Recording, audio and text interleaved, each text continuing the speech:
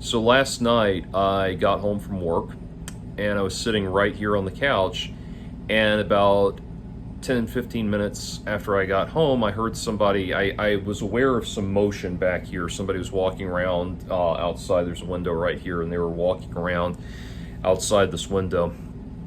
And I didn't think too much of it because people let their dogs out to run around and mess back here and everything all the time, all hours of the night. So I didn't think anything of it, but it was dark and I couldn't see anything. And I have the kind of apartment that's down below street level, so you have to come down around to the back of the building to get to it. And this person, whoever it was, around back, I start hearing somebody saying something about give me my stuff. There's something about that.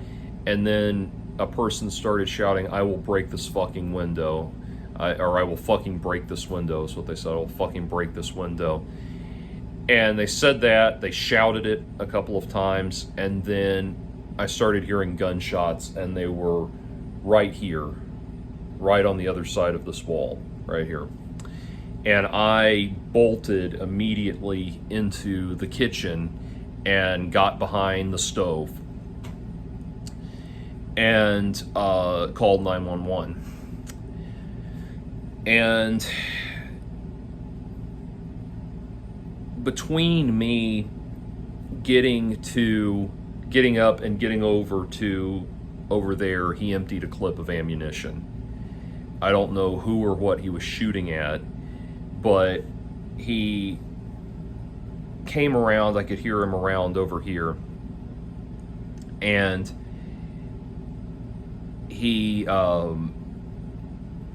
I could hear him as I was talking to the people, talking to the dispatch with the police. I could hear him changing the clip in his gun, and he started firing again. And he got through another clip of ammunition, and started reloaded again. And all throughout all of this, him and someone else were shouting at each other. And he started shooting again, and then by that time the cops had started to arrive, or must have started to arrive, because I heard him, and it sounded like another person go scrambling to get away, just running to get away. And he had probably... he had to have shot over 24 rounds at that point.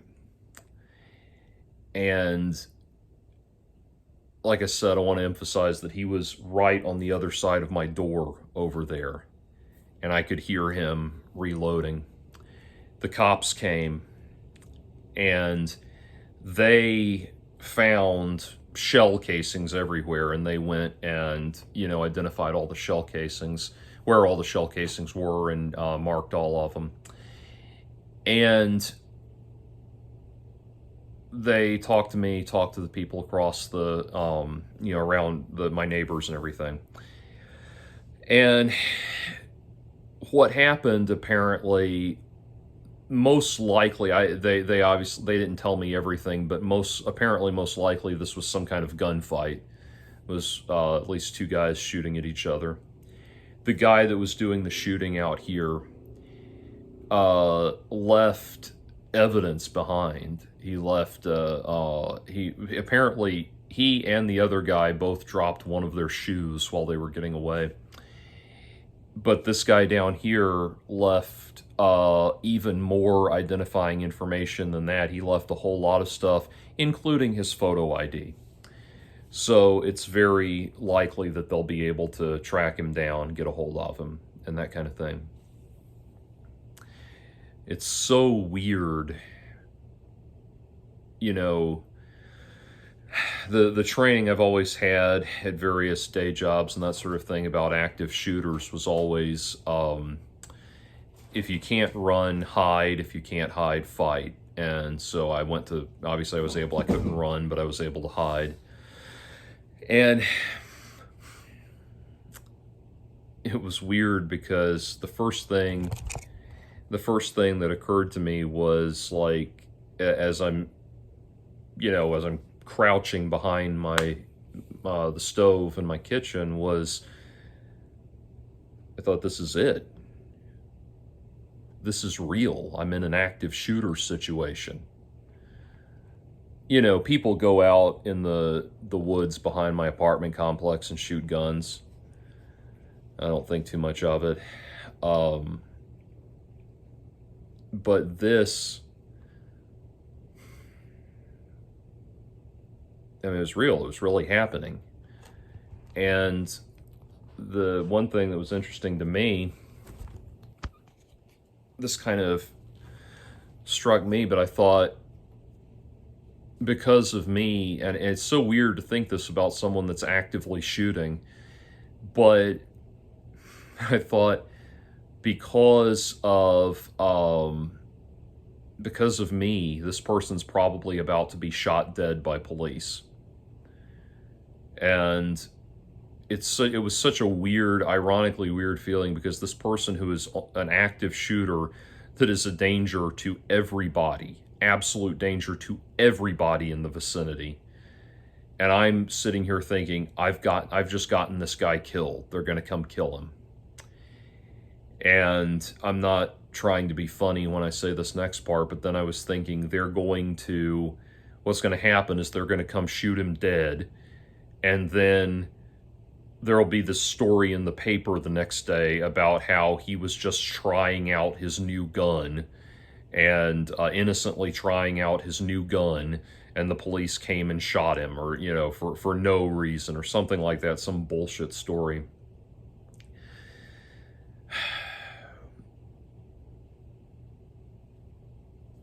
But I can't even begin to tell you, like, how weird it was to be in that situation.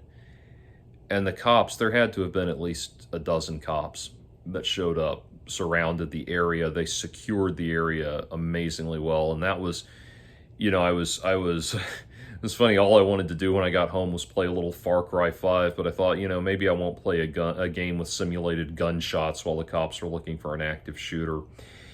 But I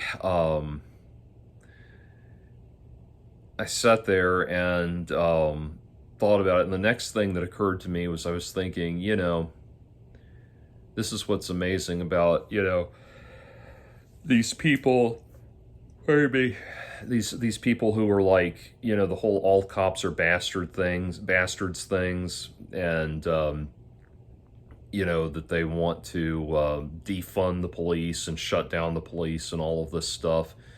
And we've had this massive problem, or this thing here in Georgia. They want to build a new police officer training facility here in Georgia that's generating all of this, all these problems and all of this controversy and everything. It's like, oh, more police officers.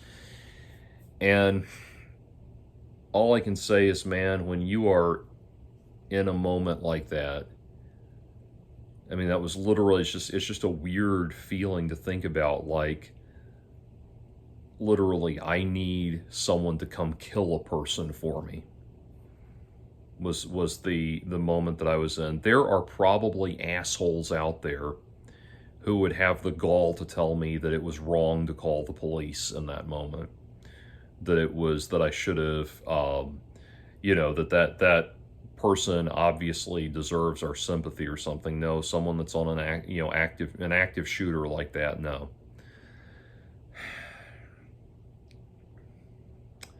One of the cops told me that, I need to get out of this apartment complex. And so you will be seeing me, within the next month or so, you will be seeing a new background in my videos.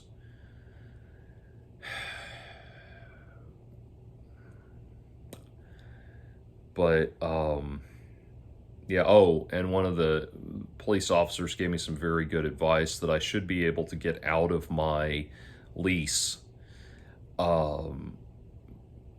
without any penalty fee or anything like that, because of what happened. Because, this is a completely unsafe environment to be in. And so I should be able to get out of it very quickly. But anyway, those are my thoughts on that. And I'm looking into, pardon me, I'm looking into some home defense measures. I think it's Byrna is the company, is how you say it, or Byrna or something, the company that sells the non-lethal handguns. And I'm just not, the stun, you know, the guns that shoot, you know, rock salt and pellets and that kind of thing that'll like knock them out, stun them really bad and that sort of thing.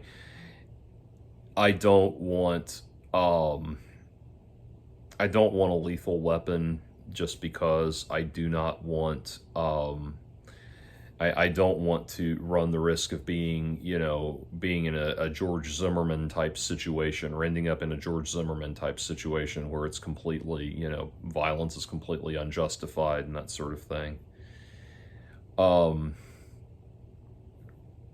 But at the same time, I mean, this is unreal. And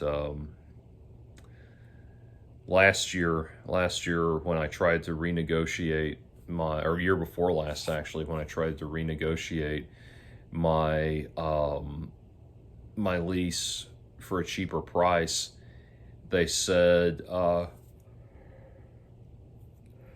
I told them about another shooting that had happened where people, or a shooting incident where on New Year's Eve to celebrate New Year's transitioning 2020 into 2021, people went out and started firing guns into the air.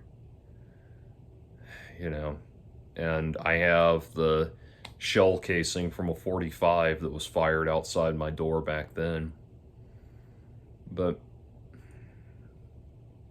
this is not even that. This is unreal. And it's funny, I calmed down after, you know, I calmed down once the police were there and the situation was secured. I calmed down and I felt fine. But then, pardon me, I felt fine, but then when it came time to try to go to sleep, I was like, I could not go to sleep. I had to wait until my body was so tired that I just shut down, you know, automatically went to sleep. But I could not tell you how, I realized how wired I still was and everything. Anyway, so just a hell of an experience. And hopefully I can get out of this lease without too much trouble. I might try to stockpile a few videos so I have content in the meantime. Otherwise, I might end up not being able to, you know, produce videos for a minute while I'm handling this unexpected move and everything. So anyway, take care.